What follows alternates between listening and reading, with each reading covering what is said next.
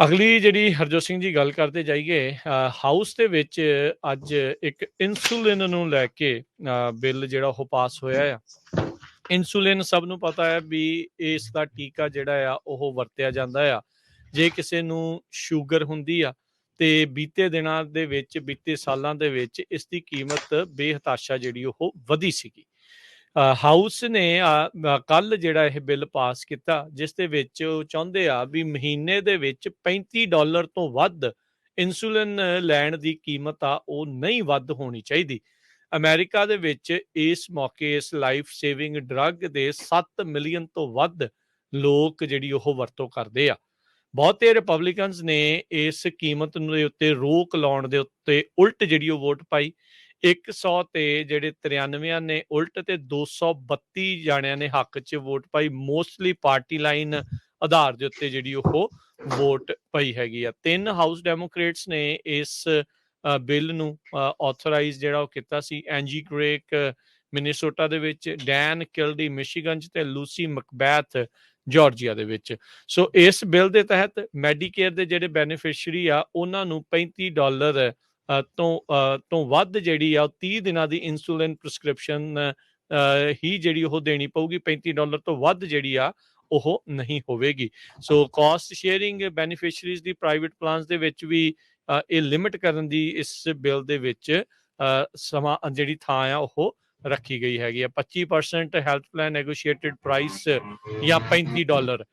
ਸੋ ਜਿਹੜੀ ਵੀ ਇਸ ਦੇ ਵਿੱਚ 35 ਤੋਂ ਬੇਸਿਕਲੀ ਉੱਤੇ ਜਿਹੜਾ ਉਹ ਨਹੀਂ ਜਾਣ ਦੇਣਾ ਚਾਹੁੰਦੇ। ਸੋ ਹੁਣ ਦੇਖੋ ਅੱਗੇ ਕੀ ਬਣਦਾ ਆ।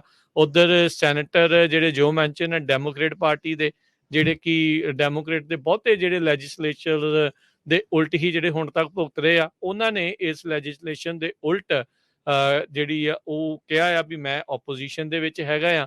ਸੋ ਸੈਨੇਟ ਦੇ ਵਿੱਚ ਇਹ ਪਤਾ ਨਹੀਂ ਪਾਸ ਹੋ ਸਕੂਗਾ ਕਿ ਨਹੀਂ। ਇਸ ਦੀ ਬਹੁਤ ਘੱਟ ਜਿਹੜੀ ਉਹ ਚਾਂਸ ਆ। ਕਹਿੰਦੇ ਵੀ ਇੱਕ ਹਿਸਾਬ ਦੇ ਨਾਲ ਠੰਡੇ ਬਸਤੇ ਦੇ ਵਿੱਚ ਇਸ ਬਿੱਲ ਨੂੰ ਪਾ ਦਿੰਦਾ ਆ।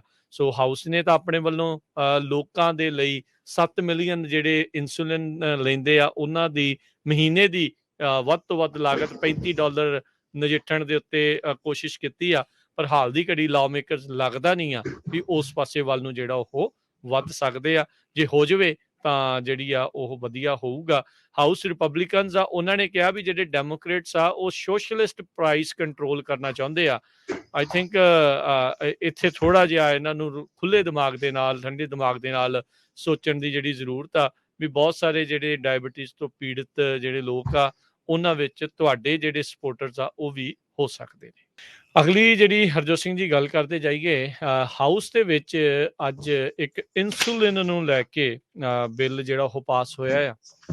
ਇਨਸੂਲਿਨ ਸਭ ਨੂੰ ਪਤਾ ਹੈ ਵੀ ਇਸ ਦਾ ਟੀਕਾ ਜਿਹੜਾ ਆ ਉਹ ਵਰਤਿਆ ਜਾਂਦਾ ਆ ਜੇ ਕਿਸੇ ਨੂੰ ਸ਼ੂਗਰ ਹੁੰਦੀ ਆ ਤੇ ਬੀਤੇ ਦਿਨਾਂ ਦੇ ਵਿੱਚ ਬੀਤੇ ਸਾਲਾਂ ਦੇ ਵਿੱਚ ਇਸ ਦੀ ਕੀਮਤ ਬੇਹਤਾਸ਼ਾ ਜਿਹੜੀ ਉਹ ਵਧੀ ਸੀਗੀ। ਹਾਊਸ ਨੇ ਕੱਲ ਜਿਹੜਾ ਇਹ ਬਿੱਲ ਪਾਸ ਕੀਤਾ ਜਿਸ ਦੇ ਵਿੱਚ ਉਹ ਚਾਹੁੰਦੇ ਆ ਵੀ ਮਹੀਨੇ ਦੇ ਵਿੱਚ $35 ਤੋਂ ਵੱਧ ਇਨਸੂਲਿਨ ਲੈਣ ਦੀ ਕੀਮਤ ਆ ਉਹ ਨਹੀਂ ਵੱਧ ਹੋਣੀ ਚਾਹੀਦੀ। ਅਮਰੀਕਾ ਦੇ ਵਿੱਚ ਇਸ ਮੌਕੇ ਇਸ ਲਾਈਫ ਸੇਵਿੰਗ ਡਰੱਗ ਦੇ 7 ਮਿਲੀਅਨ ਤੋਂ ਵੱਧ ਲੋਕ ਜਿਹੜੀ ਉਹ ਵਰਤੋਂ ਕਰਦੇ ਆ।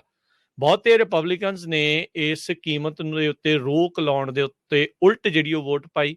100 ਤੇ ਜਿਹੜੇ 93 ਨੇ ਉਲਟ ਤੇ 232 ਜਾਣਿਆਂ ਨੇ ਹੱਕ 'ਚ ਵੋਟ ਪਾਈ। ਮੋਸਟਲੀ ਪਾਰਟੀ ਲਾਈਨ ਆਧਾਰ ਦੇ ਉੱਤੇ ਜਿਹੜੀ ਉਹ ਵੋਟ ਪਈ ਹੈਗੀ ਆ। 3 ਹਾਊਸ ਡੈਮੋਕ੍ਰੇਟਸ ਨੇ ਇਸ ਬਿੱਲ ਨੂੰ ਆਥੋਰਾਈਜ਼ ਜਿਹੜਾ ਉਹ ਕੀਤਾ ਸੀ। ਐਂਜੀ ਗ੍ਰੇਕ ਮਿਨੀਸੋਟਾ ਦੇ ਵਿੱਚ, ਡੈਨ ਕਿਲਡੀ ਮਿਸ਼ੀਗਨ 'ਚ ਤੇ ਲੂਸੀ ਮਕਬੈਥ ਜਾਰਜੀਆ ਦੇ ਵਿੱਚ। ਸੋ ਇਸ ਬਿੱਲ ਦੇ ਤਹਿਤ ਮੈਡੀਕੇਅਰ ਦੇ ਜਿਹੜੇ ਬੈਨੀਫਿਸ਼ਰੀ ਆ ਉਹਨਾਂ ਨੂੰ $35 ਤੋਂ ਵੱਧ ਜਿਹੜੀ ਆ 30 ਦਿਨਾਂ ਦੀ ਇਨਸੂਲਿਨ ਪ੍ਰਿਸਕ੍ਰਿਪਸ਼ਨ ਹੀ ਜਿਹੜੀ ਉਹ ਦੇਣੀ ਪਊਗੀ। $35 ਤੋਂ ਵੱਧ ਜਿਹੜੀ ਆ ਉਹ ਨਹੀਂ ਹੋਵੇਗੀ। ਸੋ ਕਾਸਟ ਸ਼ੇਅਰਿੰਗ ਬੈਨੀਫਿਸ਼ਰੀਜ਼ ਦੀ ਪ੍ਰਾਈਵੇਟ ਪਲਾਨਸ ਦੇ ਵਿੱਚ ਵੀ ਇਹ ਲਿਮਿਟ ਕਰਨ ਦੀ ਇਸ ਬਿੱਲ ਦੇ ਵਿੱਚ ਸਮਾਂ ਜਿਹੜੀ ਥਾਂ ਆ ਉਹ ਰੱਖੀ ਗਈ ਹੈਗੀ ਆ। 25% ਹੈਲਥ ਪਲਾਨ ਨੈਗੋਸ਼ੀਏਟਡ ਪ੍ਰਾਈਸ ਜਾਂ $35। ਸੋ ਜਿਹੜੀ ਵੀ ਇਸ ਦੇ ਵਿੱਚ 35 ਤੋਂ ਬੇਸਿਕਲੀ ਉੱਤੇ ਜਿਹੜਾ ਉਹ ਨਹੀਂ ਜਾਣ ਦੇਣਾ ਚਾਹੁੰਦੇ। ਸੋ ਹੁਣ ਦੇਖੋ ਅੱਗੇ ਕੀ ਬਣਦਾ ਆ।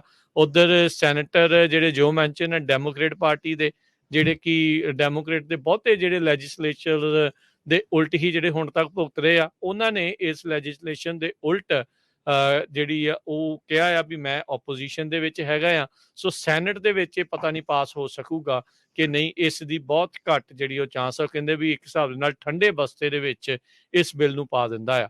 ਸੋ ਹਾਊਸ ਨੇ ਤਾਂ ਆਪਣੇ ਵੱਲੋਂ ਲੋਕਾਂ ਦੇ ਲਈ 7 ਮਿਲੀਅਨ ਜਿਹੜੇ ਇਨਸੂਲਿਨ ਲੈਂਦੇ ਆ ਉਹਨਾਂ ਦੀ ਮਹੀਨੇ ਦੀ ਵੱਧ ਤੋਂ ਵੱਧ ਲਾਗਤ $35 ਨਜਿੱਠਣ ਦੇ ਉੱਤੇ ਕੋਸ਼ਿਸ਼ ਕੀਤੀ ਆ, ਪਰ ਹਾਲ ਦੀ ਘੜੀ ਲਾਅ ਮੇਕਰਸ ਲੱਗਦਾ ਨਹੀਂ ਆ ਵੀ ਉਸ ਪਾਸੇ ਵੱਲ ਨੂੰ ਜਿਹੜਾ ਉਹ ਵੱਧ ਸਕਦੇ ਆ।